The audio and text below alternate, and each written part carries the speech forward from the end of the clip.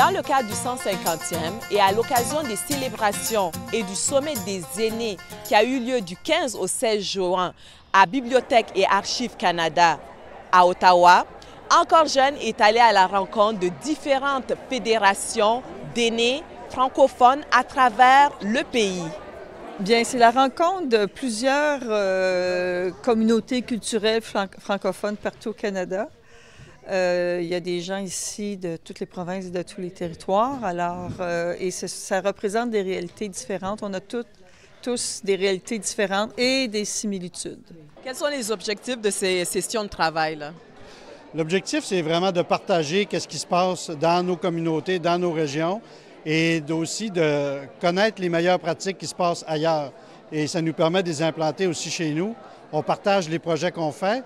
Et puis, s'il y a des succès qui se passent ailleurs, bien, ça nous permet d'emprunter des projets et de les implanter dans nos communautés à nous autres. Quel type de projet, par exemple? Bien, un projet, comme l'année dernière, je suis allé visiter les aînés du Nouveau-Brunswick. Ils ont eu les Jeux de l'Acadie. Et j'emprunte carrément leur concept et j'implante ça en Colombie-Britannique. Alors, on est en train de créer un festival francophone 50+, qui aura vraiment une saveur côte-ouest avec toutes les diversités que nous, on a dans notre province.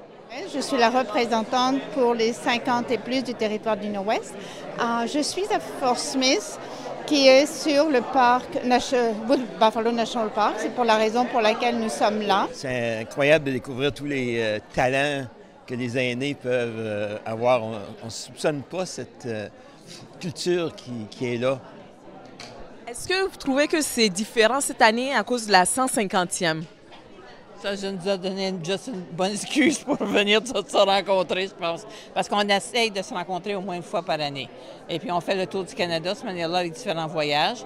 Et puis, on avait choisi Ottawa, et puis ça se donnait que c'était le 150e. L'année prochaine, c'est Terre-Neuve. Puis, tu sais, on se promène à travers du Canada. Vous venez justement d'une autre ville. Qu'est-ce qu'il y a de spécial, de différent cette année pour vous? Bien, c'est qu'on y voit, il y a eu beaucoup de préparation, puis on voit qu'est-ce qui se passe à travers du pays. Puis ça, c'est des choses qu'en général, on n'est pas tellement au courant. Puis je pense que c'est très intéressant, puis ça nous donne des idées de choses que l'on peut faire aussi maintenant. Mais je dis une des choses qui est très, très importante, c'est de raconter l'histoire des... C'est un héritage qu'on doit laisser à nos descendants. Voyez-vous, c'est des affaires comme ça qui arrivent là, quand on vieillit. Il appelle ça l'âge d'or. Ben, moi, j'appelle ça plutôt l'âge de plomb. Tout est pesant, tout est 6 pouces de plus bas que quand on est capable.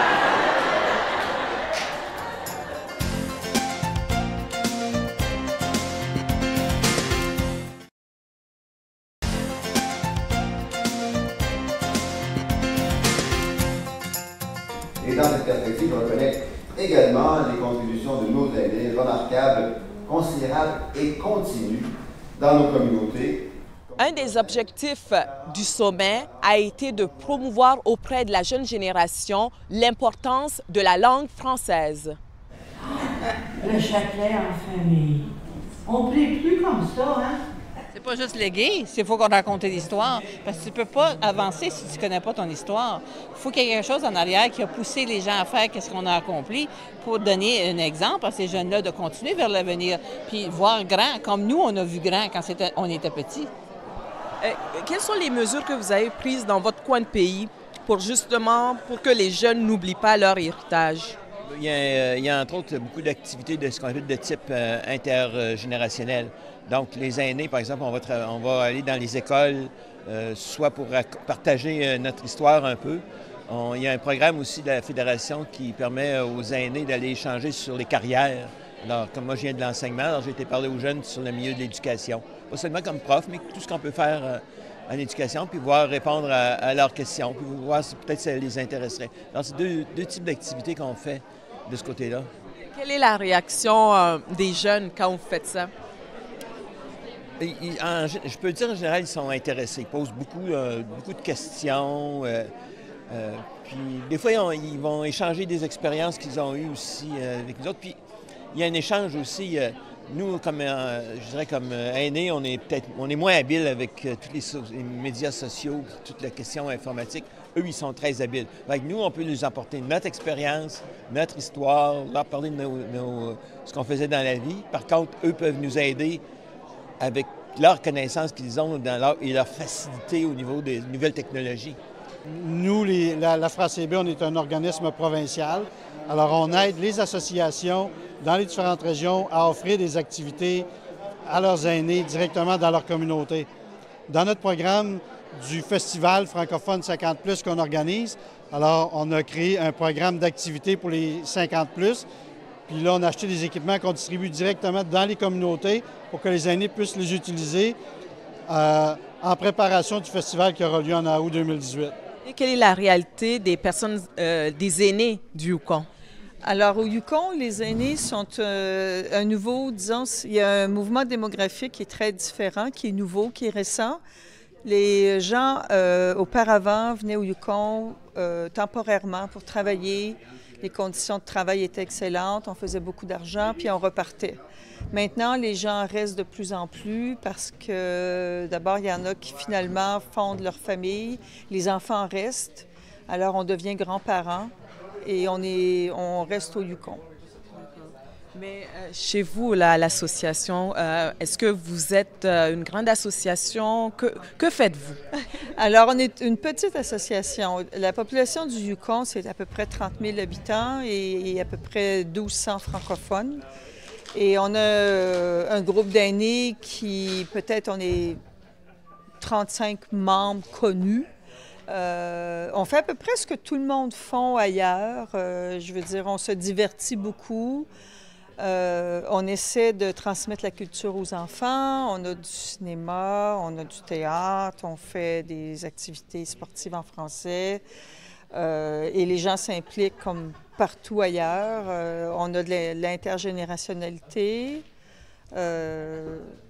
Quelle est votre approche? Vous incluez dans les familles, avec les enfants? Quels sont les services que vous offrez de bénévolat? OK.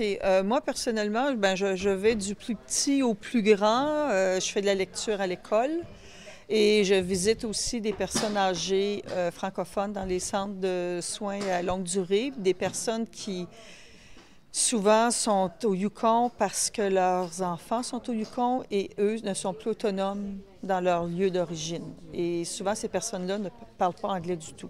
Ce petit groupe d'élèves avait comme thème pour leur année respecter, partager et avoir de la reconnaissance pour ceux qui sont autour de nous.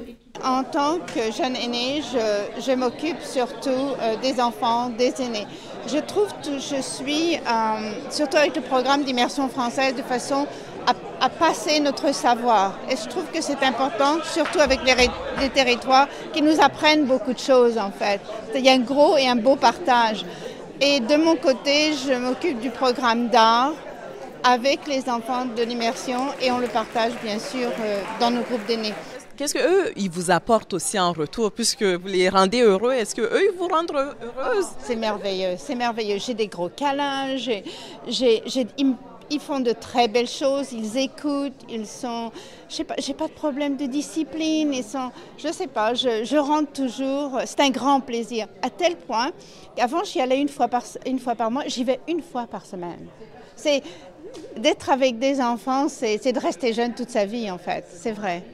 Et par exemple, un enfant avec un grand-parent peut faire ça. Imaginez, le grand-parent peut raconter une histoire, l'enfant retient tout ça et en même temps, ils font quelque chose de beau ensemble que l'un et l'autre vont garder.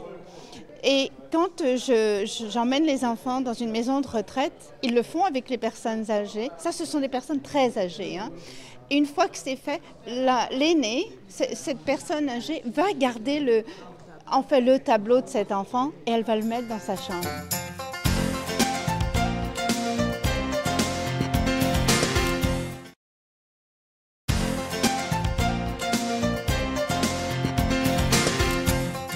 Depuis 30 ans, la loi sur les services en français permet aux francophones d'obtenir des services dans leur langue maternelle. Mais qu'advient-il des francophones dans le reste du Canada?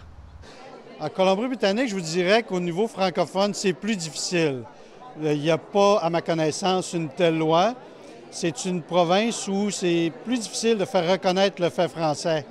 Quoique j'étais là il y a 25 ans et c'était encore plus difficile, les choses s'améliorent. Comme on l'a vu dans notre présentation tantôt, les écoles francophones sont beaucoup plus présentes, les programmes d'immersion sont débordés, il manque de place. Alors, le fait français est beaucoup mieux accueilli. Ils ont des ministres qui parlent français maintenant dans notre province. Alors, ça s'améliore beaucoup. Dans les aînés francophones, dans les communautés où on vit, c'est plus difficile d'organiser des activités en français, de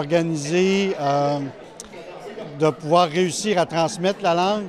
Alors, à cause de la disponibilité, comme on parlait un peu plus tôt ce matin, le ministre nous parlait vraiment que les petits-enfants puissent dire bonjour ou merci grand-papa, grand-maman en français. Alors, des fois, ça peut être un défi si les enfants réussissent à aller à l'école française ou pas. Il y a tout aussi le phénomène des familles exogames, alors qui fait en sorte que des fois, quand il y a un parent qui ne parle pas français à la maison, la plupart des choses se passent en anglais. Sauf que si le parent qui n'est pas francophone accepte que l'autre parent puisse parler à temps plein à son enfant dans la langue française, alors ça aide beaucoup les choses. Mais ce n'est pas aussi évident que ça en a de l'air. Comment la francophonie se porte chez vous? Est-ce que c'est en santé? Elle est en santé, mais elle était fragile pareil. Parce qu'on dépend tout le temps aussi des services donnés par la majorité. Parce que quand tu n'es pas majoritaire, il faut que tu te demandes ces services-là en français. Et puis, c'est pas tout le monde qui les offre naturellement. Donc, on devient naturel pour eux autres. On est dans leur face et on se présente comme francophone. Et on offre tout le temps notre expertise de comment sensibiliser les gens à la réalité de leur province. Et puis, comment est-ce que vous pouvez honorer les nouveaux arrivants, les francophones, le multiculturalisme, l'intergénérationnel, la jeunesse. Comment vous voulez avoir des citoyens du futur. Et puis là, ça devient utile pour eux autres dans ce temps-là quand on leur offre des solutions. Quel type de problème quels sont les défis, justement? Est-ce que vous pouvez nous en décrire des expériences? Bien, premièrement, on est une petite communauté, donc 2 % de la population de la province. À ça se multiplie le fait qu'on est éparpillé en une quinzaine de communautés d'un bout à l'autre du territoire. Il n'y a pas de concentration majeure. Le taux d'assimilation est quand même très, très fort, dans les 70-75 % et plus. Et il faut se battre constamment. Il n'y a pas de fin. Quand on a eu la gestion scolaire des écoles, on s'est dit « Ouf, enfin, on a atteint un certain sommet », mais ça continue tout le temps. Il faut toujours rajouter des choses.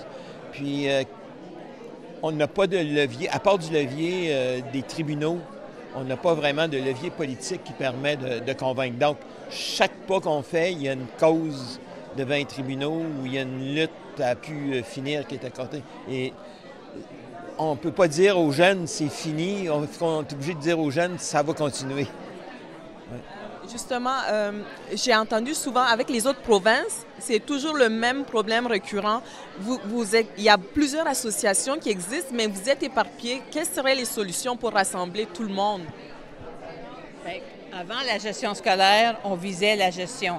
Donc, on avait du plaisir pour la gestion. On se rencontrait pour la gestion. On allait à la messe pour la gestion. On avait des réunions en masse pour la gestion. Et puis, on avait des activités culturelles qu'on visait pour sensibiliser les gens à langue, identité, culture, pour se préparer de la gestion. Maintenant, c'est les services en santé. C'est de garder notre population, de garder notre langue, notre identité, notre culture. Donc, tous les projets qu'on fait, il faut que ça tombe dans cette panoplie de 3 choix. Et puis, les petits villages, même à Saint-Denis, ils ont fait un gros pique-nique la fin de semaine passée. Bien, ils ont eu du plaisir, mais ils l'ont fait en français, naturellement. Donc, c'est ça qui est important. C'est qu'est-ce que tu fais? Tu le fais pour garder la langue vivante. Qu'est-ce que vous remarquez avec votre expérience? Quel impact vous faisiez dans leur vie? Bien, d'abord, je leur permets de s'exprimer en français, de continuer en français, parce que dans nos centres de soins de longue durée, il y a du personnel bilingue, mais c'est pas organisé c'est pas orienté pour donner des soins en français. C'est par hasard qui va avoir du français avec une personne francophone. Alors, moi, j'essaie de compenser puis de leur permettre de mourir en français, si on peut dire.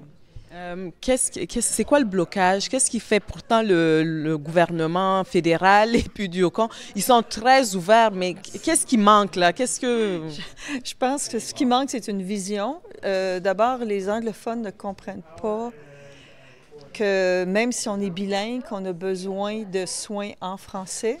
Et souvent, les personnes âgées, surtout les gens atteints de démence, perdent leur deuxième langue. Alors, là, on est disons, conscientisé. Mais oui, effectivement, c'est gouvernemental. C'est un processus qui va être long. Et la réalité, comme j'ai dit, c'est nouveau qu'on a des aînés francophones au Yukon et des aînés anglophones. Donc, c'est un processus, ça va être long, mais il faut travailler. Quels sont les plus gros défis, là, vraiment? C'est-tu budgétaire? C'est quoi? Bien, il y a toujours l'aspect budgétaire parce que comme on est des organismes à but non lucratif, on est régi par des subventions, Patrimoine canadien, Nouveaux Horizons, ces choses-là. Alors, on est limité par les fonds disponibles. Sinon, peut-être au niveau financier, ça serait peut-être comme organisme francophone ou comme francophone d'aller chercher des commanditaires pour des gros événements. Alors, c'est moins évident, mais il y a une volonté qui s'accroît des municipalités d'intégrer les francophones parce qu'on est quand même la deuxième langue officielle de notre pays. Et il y a des provinces où c'est moins facile que d'autres parce que ces centres de pouvoir-là sont provinciaux ou municipaux. Donc, eux autres, ils n'ont pas nécessairement le français dans les provinces de l'Ouest, à tout le moins. J'essayais là! Puis, ça se passait tout au ralenti. J'essayais! Le défi, c'est de réunir les différentes communautés francophones parce que c'est un petit peu segmenté. Alors, tu as les Français, tu as les Québécois, on a une base militaire à Victoria. Alors, tu as beaucoup de Québécois francophones qui viennent travailler là. Tu as les autres communautés, les Africains, tous les immigrants qui parlent français qui sont là. Moi, j'assiste à plusieurs événements francophones. Et si on va, mettons, au Jour de la Bastille, qui est organisé par l'Alliance française, on rencontre beaucoup de Français qu'on ne voit pas dans les autres activités organisées, mettons, par la Société francophone de Victoria. Alors, le défi, c'est de réunir ces gens-là, autant pour les aînés que pour l'ensemble des autres groupes, les autres strates d'âge. Il y a des clés aussi dans l'avenir ou le futur de la Francescoisie chez nous. L'immigration constitue une de ces clés-là. On a un assez bon apport actuellement, entre autres l'immigration qui nous vient d'Afrique, un peu d'Europe, mais il y a tout un travail à faire là, au niveau de l'accueil de ces gens-là. Comment on peut les aider à s'implanter dans nos communautés, mais comment les profits aussi qu'on peut retirer de cette arrivée, parce que ça enrichit notre façon de vivre aussi. Ça, c'est une clé. Une autre clé, c'est du côté de l'immersion. Plus l'immersion va se développer, plus on va avoir une sensibilité, je dirais, des anglophones, mais aussi ça va rejoindre certains francophones qui n'ont pas d'autre choix parce qu'il n'y a pas d'autre proximité. Donc, c'est deux clés qui peuvent aider au futur de la communauté. Il faut se raconter l'histoire. Il faut, nous autres, notre responsabilité, c'est de leur dire notre histoire.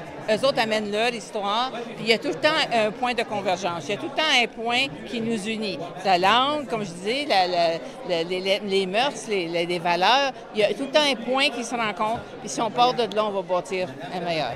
Le français s'apprend, puis l'anglais s'attrape. Donc, si on est francophone, nos enfants vont devenir bilingues. Il n'y a pas de problème. Les nouveaux arrivants, ils peuvent travailler en français puis ils vont attraper l'anglais. Il n'y a pas de problème. Ça prend du temps. Plus on est mature, plus qu'on a de la misère. Des fois, apprendre une nouvelle langue, mais tu l'apprends parce que tu veux connaître tes voisins. Tu veux connaître les parents des enfants que tes enfants fréquentent. Toutes ces choses-là sont là. Il y a moyen de travailler et de vivre en français, apprendre une deuxième, une troisième et une quatrième langue. Donc, on ne peut pas les tricher de ça, mais il faut leur valoriser leur langue maternelle.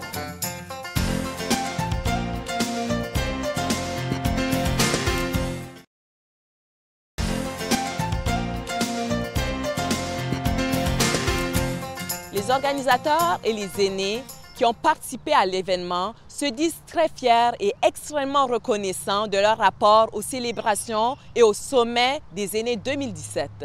Pour nous, c'est un grand succès. C'est vraiment une belle célébration. Puis on est très heureux de voir qu'on a des représentants de toutes les provinces et de 2 territoires. Donc, on est très heureux là, de ce qui se passe aujourd'hui. Aujourd'hui, quel message vous avez à envoyer au reste de la population? Bien, c'est de continuer à organiser des programmes par et pour les francophones et par et pour les aînés. Alors, c'est important. Dans notre province, plus spécifiquement, on est en train d'organiser vraiment l'ensemble des francophones de 50 ans et plus à travers des clubs 50 plus, à travers les associations francophones. Alors, on leur propose des activités qu'on emprunte des fois à gauche, à droite dans d'autres provinces et on en fait des succès chez nous aussi.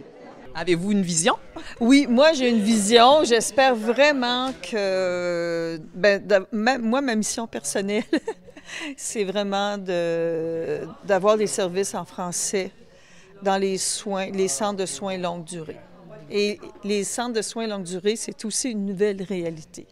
On n'en a pas beaucoup. On commence à en construire parce que justement, comme je disais, on commence à avoir des aînés au Yukon. Mais le meilleur message qu'on peut vous dire, c'est que les aînés sont vivants, sont vibrants et ça grouille parce que ça ne rouille pas. Je vous crois.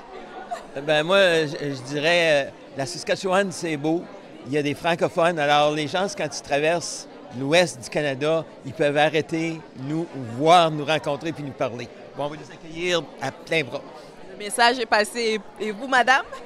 Oui, bien, moi, je dis la même chose. Moi, ça fait 66 ans et demi que je vis sur la même ferme.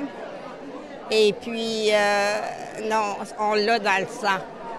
On peut pas, c'est pas quelque chose qu'on peut laisser du jour au lendemain, là. C'est qu'on a, puis notre culture, l'amour de notre langue, notre culture, on l'a là, dans la racine des cheveux. Ça existe, on l'a. L'union fait la force, hein, comme on dit. Puis c'est sûr que si on discute, on réfléchit ensemble, on peut être innovateur, on peut arriver à des solutions créatrices. Mais en même temps, on est en partie inquiet quand même parce qu'on sait qu'il va y avoir d'énormes défis, d'énormes pressions sur nos sociétés, mais on est aussi très optimiste. On pense qu'on va être capable de passer à travers, qu'on va pouvoir arriver avec des solutions là, intéressantes.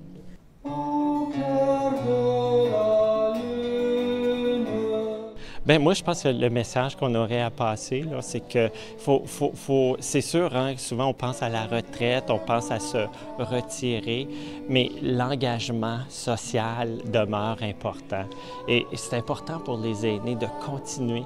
Et on le voit, hein, les aînés les plus heureux, c'est souvent les aînés qui sont engagés dans leur communauté, qui font des activités, qui continuent à développer leur réseau social.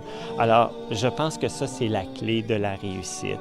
Et plus on va avoir des aînés engagés dans nos communautés, des aînés qui vont transmettre aux plus jeunes, je pense qu'on va avoir une société qui est très riche. Au clair de la lune.